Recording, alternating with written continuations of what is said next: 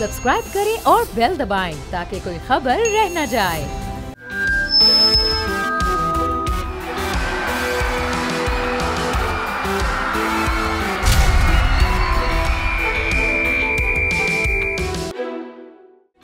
पेशावर के उलमा भी महंगाई पर बोल पड़े। कश्मीर के अस्पताल में पैरामेडिकल स्टाफ और सहूलियात का फुकदान। सक्खर कौमी शाहरा टूट फूट का शिकार, हादसात में आए रोज इजाफा।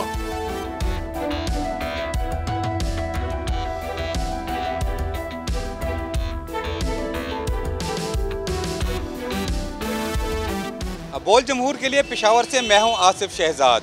रमज़ान मुबारक रहमतों और बरकतों का महीना है, लेकिन इसमें मुल्क भर में महंगाई का एक तूफ़ान खड़ा कर दिया जाता है। इस महंगाई के पीछे क्या वजूहात हैं, आवाम को क्या परेशानियां हैं, इस हवाले से हम आवाम से ही जानेंगे कि उनको इस रमज़ान मुबारक में महंगाई के हवाले से क्या परेशानियां हैं।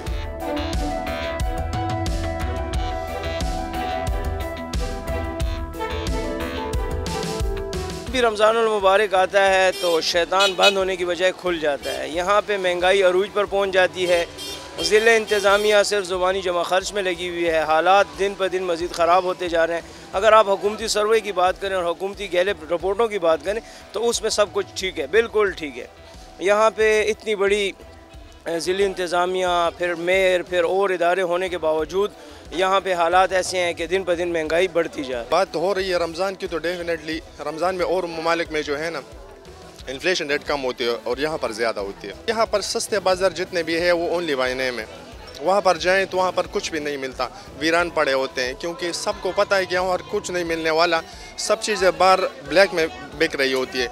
जो सस्ते बाज़ार के नाम पे चीज़ें आती हैं वो वहाँ पर कोई भी चीज़ नहीं होती। अगर होती भी है तो इतनी लिमिटेड मकदार में होती है कि आवाम को नहीं मिल रही पूरी। तो डेफिनेटली आवाम मजबूर होता है। सारी की अप्रोच तो वहाँ पे नहीं होती, वो बाहर लेते हैं और बाहर महंगाई इतनी ज़्यादा होती है कि गरीब आवाम की पहुँच से बहुत ज़्यादा दूर होती है।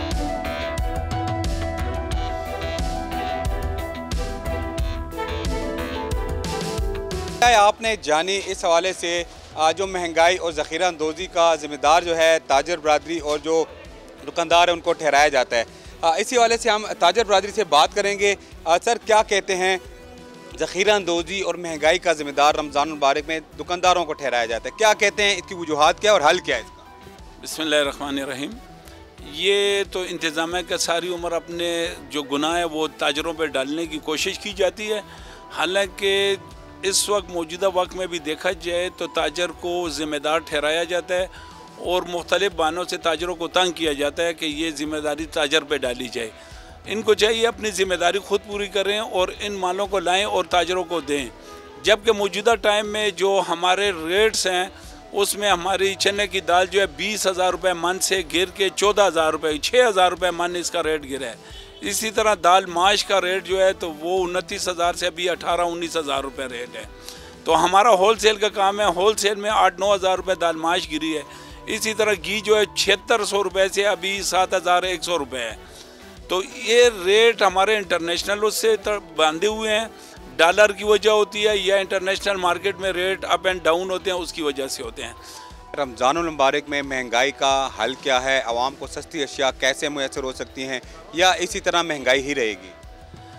रमज़ान में तो पहले जो पिछले सालों में था वो गवर्नमेंट आटे पे सब्सिडाइज आटा था, तो वो गवर्नमेंट देती थी तो लोगों को आटा कम से कम सस्ता मिलता था। इसी तरह अगर ये खुराकी मवाद में दाल, चावल, घी पे सब्सिडी दें तो आवाम को सस्ती अशिया मिलेगी। या तो सस्ता बाज़ार लगाए जाएं। इस दफ़ा गवर्नमेंट की पॉलिसी में सस्ता बाज़ार बिल्कुल भी नहीं है।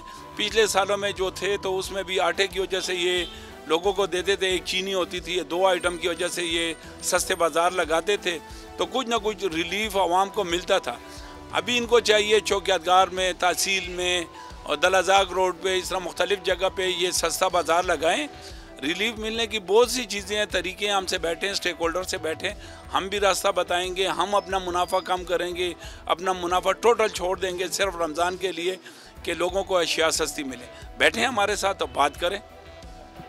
जी बिल्कुल, जैसा कि दुकानदारों की बात आपने सुनी, दुकानदारों का कहना था कि इस हवाले से इंतज़ामिया जो है वो अगर एक कदम बढ़ती है तो हम 2 कदम आगे बढ़ाएंगे। ताकि जो महंगाई है वो कम हो सके। जिस तरह जो दुकानदारों का कहना था हम अपना मुनाफा भी कम कर लेंगे, लेकिन अगर सस्ते बाज़ार लगाए जाएँ, सब्सिडाइज रेट पर अशिया जो है मुहैया की जाए तो इस महंगाई पर काबू पाया जा सकता है।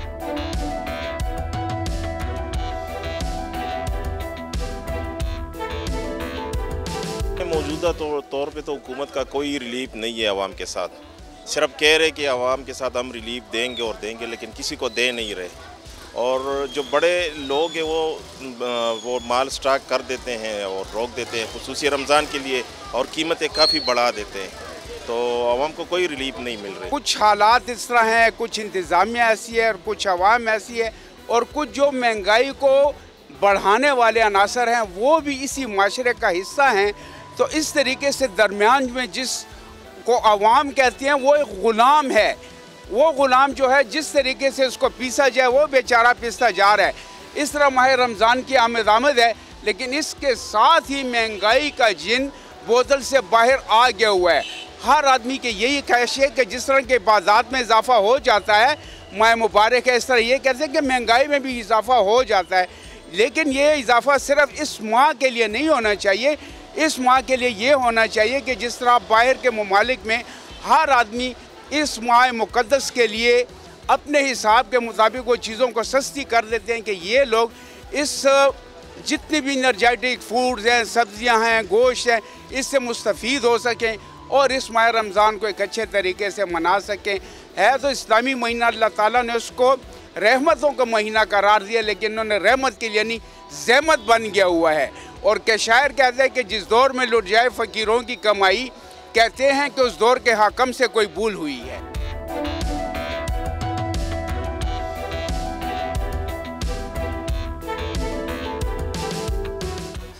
इस वक्त हम मौजूद हैं डिस्ट्रिक्ट खतीब मौलाना तैयब कुरैशी साहब के साथ। उनसे जानेंगे कि रमज़ान मुबारक जो कि रहमतों और बरकतों का महीना है, लेकिन इसमें महंगाई उरूज पर हो जाती है। इस माह मुबारक में इस पर काबू पाने के लिए उलमाए कराम अपना कितना किरदार अदा कर सकते हैं, और जो ज़ख़ीरा अंदोज़ है उनके लिए क्या सज़ा होनी चाहिए, क्या उनको करना चाहिए। हाजी मौलाना साहब क्या कहते हैं इस टॉपिक के हवाले से? दो पहलू हैं। एक तो ये कि इसका शरई पहलू है, तो कुरान और सुन्नत के मुताबिक, तालीमात के मुताबिक ज़ख़ीरा अंदोज़ी, नाप तोल में फ़र्क करना, वो तो खुदा न खास्ता जहन्नमी है। वो बड़ी सख्त वईद आई है कुरान में, बाकायदा इसके लिए आयतें नाज़िल हुई हैं। तो जो खुदा न खास्ता ये करते हैं और करते हैं, तस्लीम करना चाहिए। दूसरा पहलू ये है कि आया हमको महज़्ज़ब शहरी हैं भी कि नहीं हैं, कानून को मानने वाले हैं कि नहीं है, आईन पाकिस्तान क्या कहता है, कानून क्या कहता है, तो कानून भी ये कहता है। लिहाजा अगर आप दोनों साइड्स देखें तो खुदा न खास्ता कोई अगर ज़ख़ीरा अंदोज़ी का मुर्तकिब है या कोई नाप तोल में फ़र्क करता है तो मुजरिम है, अल्लाह के नज़दीक भी मुजरिम है और पाकिस्तान के कानून की रूह से भी मुजरिम है। लिहाजा एक जो मिंबर व महराब वाले हैं, मैं बहैसियत चीफ़ खतीब खैबर पुख्तनख्वा के, हम इसके लिए एक नोटिफिकेशन भी करने वाले हैं कि तमाम खैबर पुख्तनख्वा में जितने उलमा हैं, साहिब मिंबर व महराब, वो सारे इसको अपना मौजू बनाएं और रमज़ान से पहले भी बनाएं, इसकी अहमियत को भी उजागर करें। और खुदा न खास्ता वो मनफी पहलू कि जो खुदा न खास्ता जो हमारे भाई इसमें मुलव्विस हैं वो ज़ख़ीरा अंदोज़ी करते हैं और फिर मसनूई तौर के ऊपर एक किल्लत पैदा कर दी जाती है और कहते हैं कि ये चीज़ें नहीं और उससे चीज़ें बड़ी महंगी हो जाती हैं, तो खुदा के नज़दीक ये कितना बड़ा जुर्म है और बहुत बड़ा गुनाह है। और गोया वो तो बज़ाहिर समझते हैं कि हम ज़्यादा कमाई कर रहे हैं, लेकिन वो सारी कमाई हराम की है। लेकिन यह है कि निफाज वाली जो ताकत है, इम्प्लीमेंट करना कानून का, ये उनके दायरे इख्तियार में आता है। तो उनको भी ये चाहिए कि ये देखा गया है माजी में, जब अगर इंतज़ामिया संजीदा हो और वो कोई एक्शन लेती है तो उसके असरात हमें फिर बाज़ारों में, दुकानों में नज़र आते हैं और उसका असर फिर आम लोगों की ज़िंदगियों के ऊपर यकीनन पड़ता है। लेकिन बहैसियत एक आलिम दीन के मैं ये दरख्वास्त करता हूँ कि भाई इन चीज़ों के लिए डंडा और कानून की क्यों ज़रूरत पड़ती है। हम सारे मुसलमान हैं और रमज़ान तो रहमत का महीना है, रहमतों का महीना है। जहन्नम के दरवाज़े बंद हो जाते हैं, जन्नत के दरवाज़े खोल दिए जाते हैं, शैतान सारे बांध दिए जाते हैं।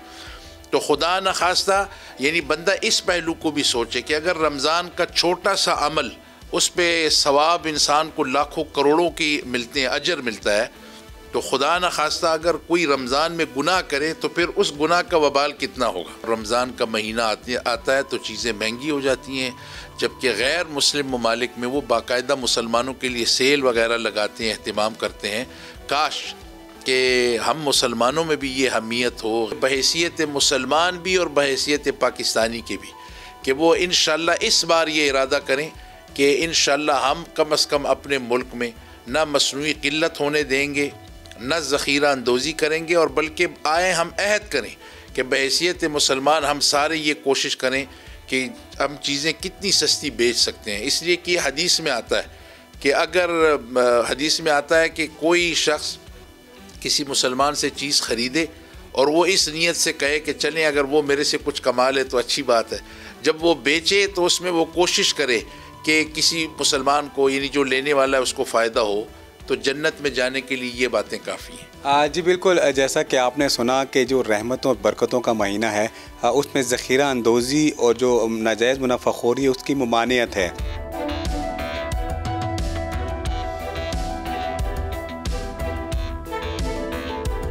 तमाम लोगों का एक ही मुतालबा है कि पेशावर समेत जो दीगर इलाके हैं वहाँ पर सस्ते बाज़ार कायम किए जाएँ ताकि अवाम को रमज़ान मुबारक में रिलीफ मिल सके।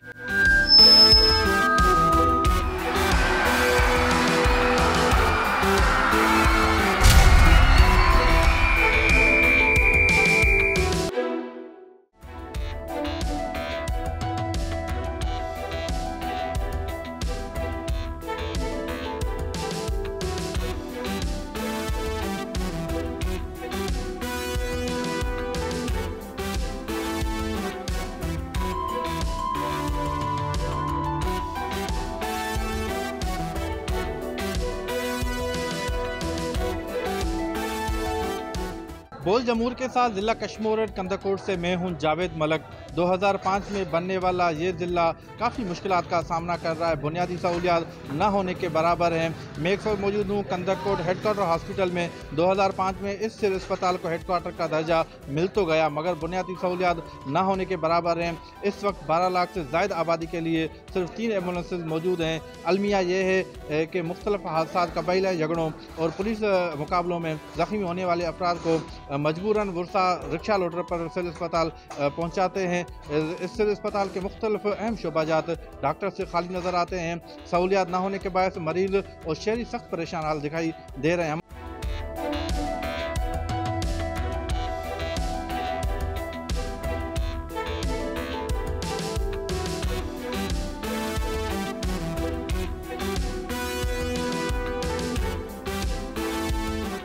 सहूलत इतने कुछ ना है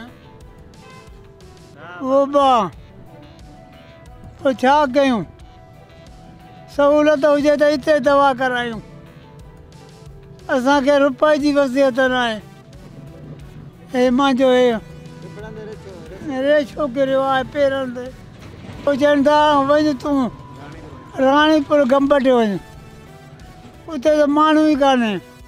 ॾाढी तकलीफ़ अथसि। इहो फिफड़नि में छा रेजस किरे थी, का सहूलियत बि न आहे, न को अहिड़ो को डॉक्टर आहे। बस वारनि खे असां चवनि था पिया या को भलाई कयो, हिते अहिड़ी एमरजेंसी कासे खोलायो जीअं असांजी भलाई थिए ग़रीबनि जी।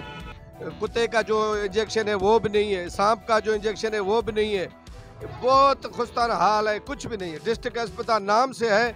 सिविल अस्पताल कंदाकोट हमारे हेडक्वार्टर की 7 से 8 लाख हमारी आबादी है। यहाँ पर कभी तकरार या ये वो होते हैं तो उस वजह से जो डॉक्टर नहीं है वो नहीं होते, उनका पोस्टमार्टम नहीं होता है, तो उस वजह से वो मजबूर होके उनको ऐसे ही दफना देते। काफ़ी डॉक्टर है जो हमें बताया जाए एम जरियों से कि वो वीज़ा पर गए हुए। हम आला हुकाम से कंदकोट ज़िला इंतजामिया से और बस वालों से मुतालबा करते हैं हमें सिविल अस्पताल कंदकोट में सहूलत दी जाए ताकि हम अपने बच्चों को आराम से यहाँ पर दिखा सकें। आपको काजी कार्रवाई में तो ये सब कुछ मिलेंगे कि ज़िला कश्मीर में बहुत काम हुआ है सेहत के हवाले से, लेकिन यहाँ पर हमें कुछ दिखाई नहीं दे रहा। ये सिर्फ़ और सिर्फ अपने खाने के चक्कर में है। बहुत अरबों की तादाद, अरबों रुपयों की ये बजट है सालाना हमारे कश्मीर ज़िले के लाखों करोड़ों का, तो वहीं वो तो किसी के सामने नज़र नहीं आ रहा, तो वह कहाँ खर्च हो रहे हैं। तो हम फिर भी यही कहेंगे ये सब टोपी ड्रामा है और मीडिया के ज़रिए हम ये अपील करेंगे सिंध हुकूमत से ताकि हमारे ज़िला कश्मीर का जो सूरत हाल है इस पर सख्त से सख्त एक्शन लिया जाए। पूरे डिस्ट्रिक्ट में 12 लाख की आबादी है, यहाँ पे सिर्फ 3 एम्बुलेंस है, वो भी 3 जो है एम्बुलेंस जो है पूरे डिस्ट्रिक्ट में हैं, कंदकोट, कश्मीर, वगैरह वगैरह में, वो आते नहीं हैं। वो जो एक है हमारे कंदकोट में जो 4-5 लाख की आबादी है, वो एम्बुलेंस आपको नज़र नहीं आएगी। ये सिर्फ तेल खाने के लिए बैठे हैं, बजट खाने के लिए बैठे हैं।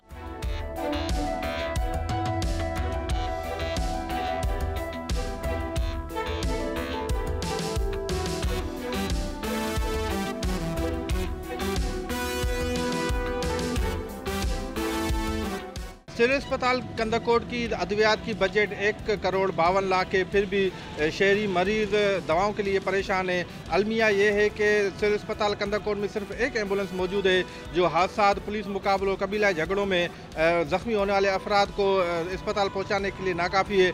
हमारे साथ एक सियासी रहनुमा मौजूद हैं, आइए उनसे बात करेंगे कि वो क्या कहेंगे। सर, 1,52 लाख की बजट, अद्वियात की खरीदारी 1,17,000 फी OPD की बजट है, फिर भी शहरी परेशान है। ये जो बजट है सिर्फ कागजी कार्रवाइयों में दिखाई जाती है, मगर कोई यहाँ पर अदियात उनको नहीं दी जाती। ये जो आती हैं MSO, DHO हो, जो भी अफसरान होते हैं, डॉक्टर, और यहाँ के जो मुंतखब नुमाइंदे हैं, उनकी जो है ये बड़े पैमाने पर करप्शन है। कोई अदियात आम लोगों तक नहीं पहुंचती है। और अस्पताल की हालत तो ये आपको बताऊं कि हम डिस्ट्रिक्ट हेडक्वार्टर ज़रूर है, मगर हमारे जो हॉस्पिटल के मुख्तलिफ शोबे हैं, कोई किसी शोबे का स्पेशलिस्ट यहाँ पर डॉक्टर मौजूद नहीं है। पहले यहाँ पर बच्चों का डॉक्टर था, वो डेली 300-400 OPD देखता था, मगर आज वो नहीं है। हॉस्पिटल चले जाएँ तो आपको वहाँ पर कोई मरीज़ नज़र नहीं आएगा, नहीं मरीज़ को सहूलियात के लिए कोई यहाँ पर सहूलत होगी। सिंध हुकूमत को चाहिए कि फौरी तौर इसका नोटिस ले, जो ये बजट है कहाँ जा रही है और यहाँ पर सहूलियात क्यों नहीं दी जाए। अगर उसमें जो भी मुलविस है उनके खिलाफ एक्शन करके हॉस्पिटल को जो फंक्शनल किया जाए, ताकि यहाँ के गरीब आवाम को सहूलत हासिल हो सके।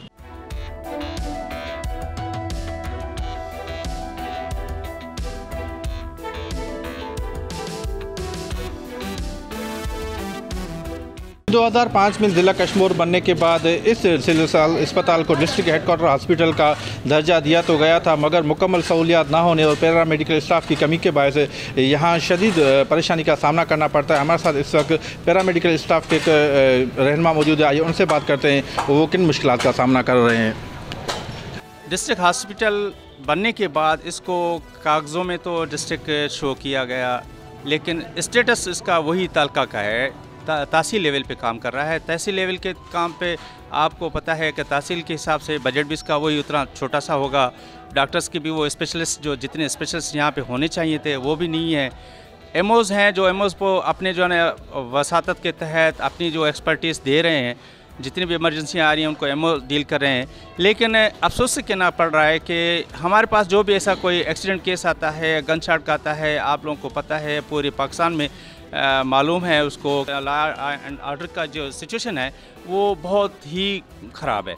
उस हिसाब से कई लोग यहाँ पे आते हैं, गन शॉट के आते हैं, डाकुओं की तरफ से इंजर्ड आते हैं, लेकिन हम उनको फर्स्ट एड तो देते हैं, लेकिन काश यहाँ पे अगर कोई स्पेशलिस्ट होता, कहाँ यहाँ पे ऑपरेशन थिएटर चलता, यहाँ पे ICU होता तो उनको हम यहीं पे मैनेज करते हैं। लेकिन मजबूरी के तहत जो हमारे पास जो वसाइल हैं, जो हमारे एडमिनिस्ट्रेशन की तरफ से हैं, DHO की तरफ से हैं, DC की तरफ से हैं, MS की जो वसाइल हैं, उसके मुताबिक वो हम जान तोड़ कर कोशिश करते हैं कि जहाँ तक जाने बचाई जाएँ बचा सकते हैं, कोशिश करते हैं, फिर उनको रेफ़र करते हैं। लेकिन यह है कि 1122 का भी अच्छा निज़ाम है, वो भी आते हैं, उनको कॉल करते हैं। लेकिन हमारे हॉस्पिटल की अपनी जो हॉस्पिटल जो एम्बुलेंसेस हैं, वो एम्बुलेंसेस जो है ना वो भी नाकारा हो चुकी हैं। सिर्फ एक एम्बुलेंस है, जब वो निकल जाती है तो उसके बाद में फिर हमें मुश्किल करना। और दूसरी बात जो आपने कहा स्टाफ का ये है कि तकरीबन 10-20 साल हो गए हैं जो मुलाजिम यहाँ से रिटायर हुए हैं। रिटायर होने के बाद या मर गए हैं, उनकी फौती कोटा नहीं मिली, रिटायर हो गए तो वैकेंसियाँ वैकेंट पड़ी हुई हैं। अभी तक गवर्नमेंट की तरफ से उनको फिलअप करने के लिए कोई ऐसे नहीं मंजूर नहीं की गई कि ताकि यहाँ पे स्टाफ की कमी क्यों होने की, जहाँ पे यहाँ 200 करते थे काम, अब 100 के करीब हो गए हैं। तकरीबन 98-96 जो मुलाजमीन हैं लोअर स्टाफ के, वो उन पे बर्डन, आप अंदाज़ा लगाएं कि 200 की जगह पे 100 मुलाजिम कैसे मैनेज होगा। बहुत सारी इमरजेंसीज आती हैं, उसमें फिर ये होता है कि स्टाफ को मुश्किलात पेश आती हैं, जिस पे आवाम को भी शिकायत है, उनकी शिकायत बजा है। आवाम भी बिल्कुल वो यही समझते हैं कि जब हम हॉस्पिटल में जाएंगे तो हमें शायद वही जो डिस्ट्रिक्ट हेल्थ हॉस्पिटल में होता है, वो डिस्ट्रिक्ट हेल्थ वाला जो है ना यहाँ पे स्पेशलिस्ट नहीं है, इस वजह से उनको बहुत सारी मुश्किलात का सामना है।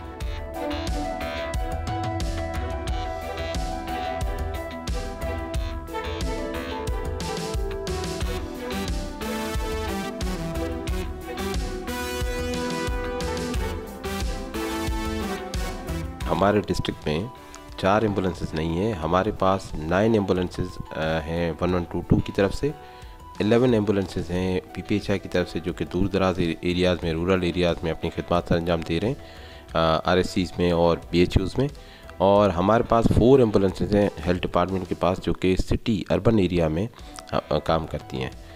सेकेंडली ये है कि हमारा डिस्ट्रिक्ट जो है वो ट्राइबल डिस्प्यूट्स की वजह से काफ़ी ज़्यादा अफेक्टेड है। बिकॉज ऑफ ट्राइबल डिस्प्यूट आए दिन कोई ना कोई वाक़या हो रहा होता है या कहीं ना कहीं कोई किसी तक पहुंचाने के लिए जो है वो एम्बुलेंस फैसिलिटीज़ या बाकी चीज़ें नहीं मिलती। तो जब भी 1122 या फिर किसी एम्बुलेंस सर्विस पे कॉल आई है, they have responded them well. आप पब्लिक परसेप्शन सर्वे करवा सकते हैं इस हवाले से। बाकी जहाँ तक बात है कि लोगों की यहाँ पे, तो जहाँ गरीब इलाके हैं, जहाँ पे बेपोच लोग हैं, तो बिकॉज ऑफ लॉन्ग डिस्टेंसेस की वजह से वो वहाँ से जब ट्रैवल करते हैं तो different modes of transportation use कर रहे हैं। आपने कुछ माह कबल सिविल अस्पताल कंदकोट का दौरा किया था जिसमें आपने उनको अहकाम दिए थे कि ऑपरेशन थिएटर जल्द से जल्द फ़ाल होना चाहिए। जो अहम शोबा जाते हैं स्किन, IT, ENT, उनमें डॉक्टर्स की अवेलेबिलिटी को देखा जाए, मगर अभी तक उसमें कोई प्रोग्रेस नहीं हुई। जहाँ तक बात है अहम शोबा जात की, तो वहाँ पे डॉक्टर्स जो है वो आना स्टार्ट हो गए हैं। ख़ास करके हमारा ENT का डॉक्टर जो है वो अवेलेबल हो गया है, और उसके साथ आई के जो सर्जन है उन्होंने अभी रिसेंटली रिटायर किया है। I was inform by the hospital administration. तो उनकी रिप्लेसमेंट के लिए हमने गवर्नमेंट ऑफ सिंध को रिक्वेस्ट की है, हेल्थ डिपार्टमेंट को, कि वहाँ से किसी दूसरे डॉक्टर को अपॉइंट किया जाए ताकि हम आई को भी एक्टिवेट कर सकें। सेकेंडली ऑपरेशन थिएटर जो है वो हमारा इस वक्त वहाँ पे प्रॉपरली काम कर रहा है। वहाँ पे एक बेड का इशू था, वो हमने बेड जो है वो उनके स्टोर में था, वो हमने रिप्लेस करवा के इस वक्त वो एक्टिवेट करवा लिया है। लेकिन जहाँ तक ऑपरेशन की, मेगा ऑपरेशंस की नीड है, तो we are lacking the surgeon. हमारे डिस्ट्रिक्ट के जो हॉस्पिटल है यहाँ पे कंदकोट में, वहाँ पे सर्जन की अनअवेलेबिलिटी जो है वो बहुत बड़ा एक प्रॉब्लम है, जिसके लिए भी हम गवर्नमेंट ऑफ सिंध को, हेल्थ डिपार्टमेंट को, DG हेल्थ को रिक्वेस्ट कर चुके हैं कि सर्जन्स जो हैं वो हमारे पास 2 से 3 इंगेज किए जाएँ, सो दैट जो लोकल सर्जरीज़ हैं या जो RTS के पेशेंट्स हैं उनको बर वक्त जो है वो इलाज मुहैया किया जा सके। आपने एक कार्रवाई की थी जिसमें घोस्ट डॉक्टर्स और लेडी डॉक्टर्स के ख़िलाफ़ एक महकमाना कार्रवाई की आपने रिकमेंडेशन की थी, मगर उस पर भी कोई कार्रवाई नहीं हुई। जी, इस हवाले से मैं आपकी थोड़ी करेक्शन करना चाहूँगा कि हमने गवर्नमेंट ऑफ सिंध को, हेल्थ डिपार्टमेंट, DG हेल्थ को एक केस मूव किया था regarding the availability of doctors, जिसमें 14 केसेस हमने मूव किए थे। Out of 14, 12 have got the final show cause notice, और दैट इज़ इन प्रोसेस। उनके अगेंस्ट डिसिप्लिनरी प्रोसीडिंग जो है वो ऑलरेडी इन प्रोसेस है। जहाँ तक बात है डिस्ट्रिक्ट अकाउंट्स ऑफिस की, तो उनकी जो सैलरीज़ हैं दे आर स्टिल स्टॉप। तो जहाँ जहाँ पे भी हमें ऐसी इत्तला मिल रही है, जहाँ जहाँ पे भी गैप नज़र आ रहा है, वहाँ पे हम कार्रवाई करेंगे।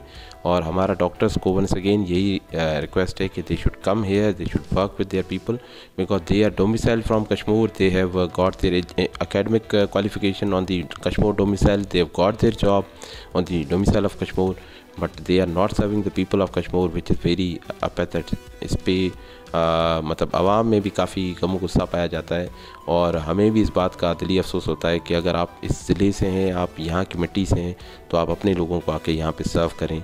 Y you are not coming here. District headquarter hospital Kashmir ज़िले की आवाम का एक देरीना मुतालबा है, जिसके मुकम्मल होने की जो तारीख़ है वो गुजर गई है। वो लोग कह रहे हैं कि कोई बजट का मसला है, उनके हवाले से आपने सेक्रेटरी से कोई बातचीत की है? हमने 12 रिक्वेस्ट की है, हर फोरम पे रिक्वेस्ट की है, बल्कि कल भी एक डेवलपमेंट की मीटिंग थी कमिश्नर ऑफिस में।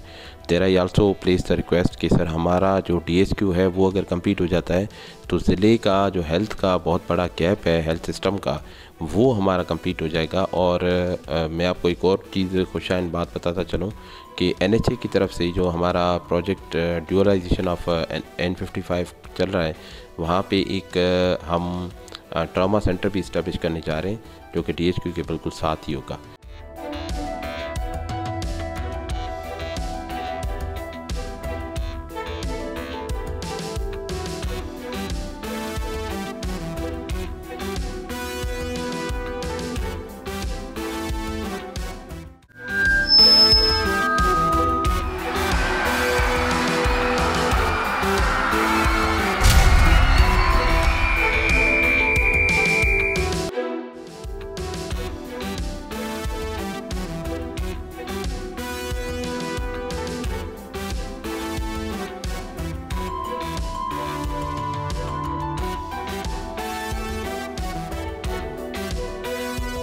बोल जमूर से मैं हूं शाहिद अली सक्खर से।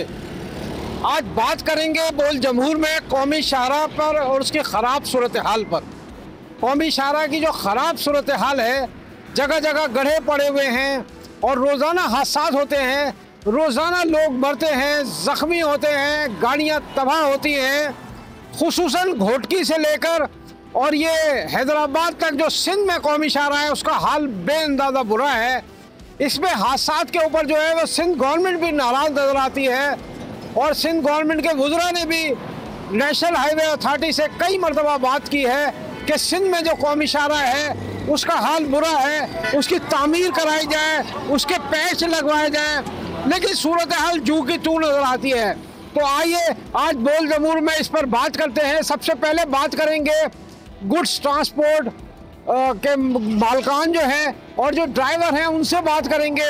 उसके बाद हम जो फलाही सर्विस है ईदी उससे उनके ड्राइवरों से बात करेंगे, एम्बुलेंस के ड्राइवर जो हैं उनसे बात करेंगे, सक्खर के ताजरों और शहरियों से बात करेंगे ताकि सही सूरत हाल सामने आए, लोग इस बारे में क्या कहते हैं।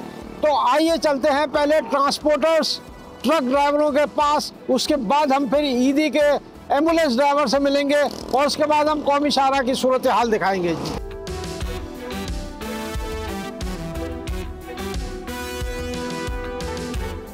अच्छा, सुनने में ये आता है कि जो एम्बुलेंस से आप लेकर आते हैं जो मरीजों को, जख्मियों को और जो डेड बॉडीज आते हैं, आपकी एम्बुलेंस भी फंस जाती है? हाँ, हमारी एम्बुलेंस फंस जाती है। जब रास्ता ही नहीं है रोड पे ला के तो हमारी जो है ना एम्बुलेंसें फंस जाती हैं और क्या करें, रोड की वजह से फंस जाते हैं। रास्ता ही नहीं है ना, हम सारन बजाते हैं, इतना सारन बजाते हैं, देखो रास्ता ही नहीं तो क्या कर सकते हैं। बिल्कुल दुरुस्त बात है, रास्ता नहीं है। अब यहाँ पर सूरत हाल ये है कि फलाही इदारों की जो तंजीमें हैं उनकी एम्बुलेंसें जो हैं वो जो है मतलब रश में फंस जाती हैं। सूरत हाल कौमी शाहराह की ख़राब है सिंध में। तो आइए अब बात करते हैं सक्खर के कुछ शहरियों से बात करते हैं, उनके व्यूज़ लेते हैं कि वो जो है वो किससे मुतालबा कर रहे हैं, क्या डिमांड करना चाहते हैं। तो आइए सक्खर के शहरियों और ताजरों से कुछ बात कर लेते हैं।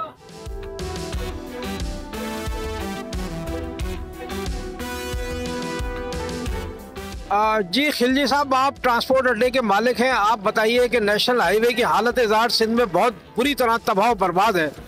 तो आपका जो मतलब रोज़ाना ट्रक निकलते हैं, माल से भरी हुई गाड़ियाँ निकलती हैं, क्या सूरत हाल बन रही है?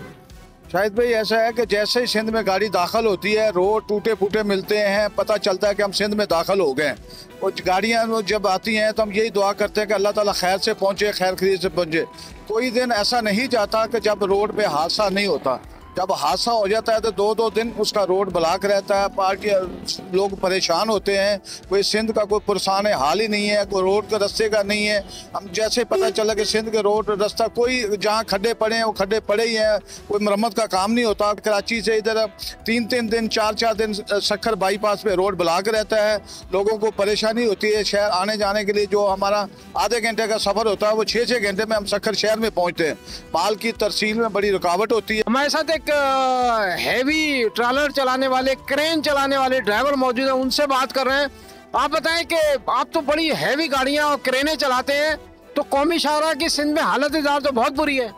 जी सर, बिल्कुल बहुत बुरी है। बहुत खड्डे पड़े हुए हैं रोडों के ऊपर, गाड़ियां कल्टी हो जाती हैं, रोड ब्लॉक हो जाते हैं, जिसकी वजह से हम अपनी क्रेन्स लेकर जाते हैं और जो है ना वहाँ पर गाड़ियाँ सीधी करते हैं। काफ़ी मसले मसाइल होते हैं, ड्राइवर परेशान, आम ट्रांसपोर्ट वाले परेशान। जैसे गाड़ी मोटरवे से सक्खर में इंटर होती है, यहाँ से लेके कराची तक बिल्कुल रोड जो है ना कोई हालात ही नहीं है रोड के कि गाड़ी बंदा चला सके। फिर लोग परेशान आते हैं हमारे पास, हम बड़ी हैवी गाड़ियाँ भी चलाते हैं, ये क्रेन्स भी चलाते हैं, जिसकी वजह से किसी की गाड़ी गिर जाती है, किसी की गाड़ी रश की वजह से रोड के किनारे पर आकर कल्टी हो जाती है, वो हम सीधी करते हैं।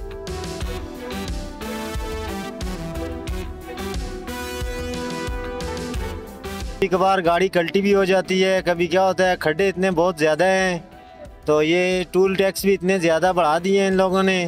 इनको चाहिए कि ये हाईवे जो है ठीक तो करें, इसके खड्डे वड्डे तो बहुत बड़े बड़े खड्डे हैं। ये हमारा कंटेनर 1-2 बार कल्टी भी हुआ था, लेकिन अल्लाह का शुक्र है बच गए हम लोग। नेशनल हाईवे बड़ा टूट फूट का शिकार है। घोटकी से लेके कराची तक बड़ी तबाहली का शिकार है।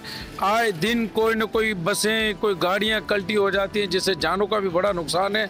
इधर बहुत सख्त ज़रूरत है इस वक्त मोटरवे की, जो कि कई सालों पहले इधर पास हो चुका था, मगर अभी तक कहीं भी बनने का नाम नहीं हो रहा। सिंध हुकूमत चीख चीख के कहती आ रही है, मगर अभी तक यह मोटरवे का निज़ाम नहीं आ रहा। खुदारा इधर मोटरवे की बहुत सख्त ज़रूरत है। पूरे पाकिस्तान के अंदर इस वक्त मोटरवे चल रहा है, बना हुआ है, रेडी है, और हमारे घोटकी से लेके सक्खर से लेके और कराची तक का मोटरवे जो कि बनने का नाम ही नहीं ले रहा, इसको पहले जल्द से जल्द इसको बनाया जाए और आवाम को सहूलत दी जाए।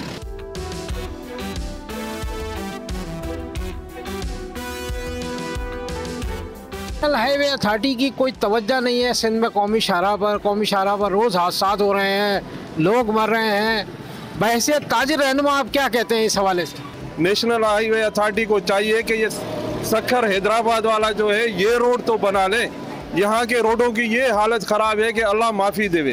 रोज़ कोई ना कोई हादसा होते हैं, कोई ना कोई मौतें आती हैं। हमारा तो दिल दुखता है ना। हम ताजिर इत्तेहाद की तरफ से जो है ना पुरजोर अपील करते हैं मरकज से कि भाई खुदारा ये रोड हमारे बनाए जाए, रास्ते हमारे बनाए जाए, वरना हमारे लोग जो है मर रहे हैं। मोटरसाइकिल पे हाईवे पे सफ़र कर रहे हैं, क्या आप ज़रूरी नहीं समझते हैं कि हेलमेट होना चाहिए इससे, और आपकी मोटरसाइकिल पे बैक मिरर भी नहीं लगा हुआ कि आपको पता चले पीछे बड़ा ट्रक आ रहा है? जी बिल्कुल आप सही कह रहे हैं, क्योंकि हम लोकल बंदे हैं ना, थोड़ी देर के लिए बाईपास पे आते हैं, फिर नीचे चले जाते हैं लिंक के रोडों पे। बाकी जिनको लंबा सफ़र करना होता है उनके लिए बेहतर है कि हेलमेट पहने। कौमी शाहराह की हालत ज़ार और सक्खर कराची मोटरवे का न बनना, इस हवाले से आपने ताजरों की बातचीत सुनी। आइए देखते हैं कि सूबाई हुकूमत सिंध इस मामले में क्या मौक़िफ़ रखती है। सूबाई वज़ीर तवानाई सैयद नासिर हुसैन शाह इस बारे में क्या कहते हैं।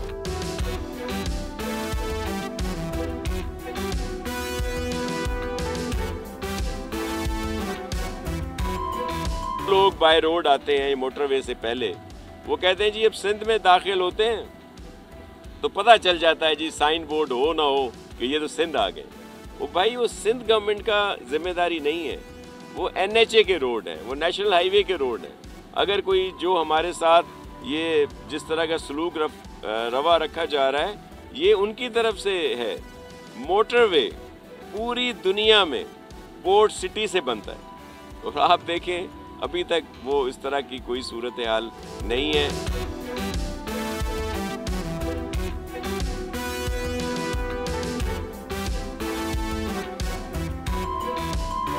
बोल जमूर ने आज बताया कि सिंध में कौमी शाहराह की हालत ज़ार है क्या।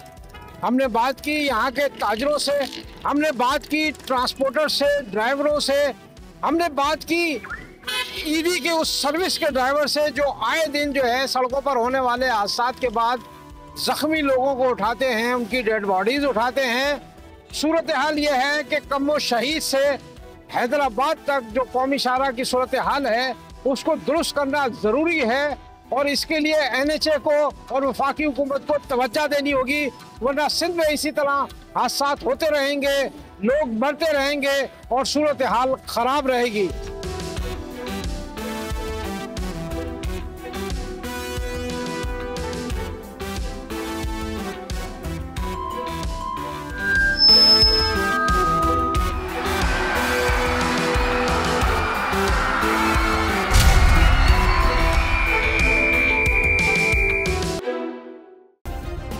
सब्सक्राइब करें और बेल दबाएं ताकि कोई खबर रह न जाए।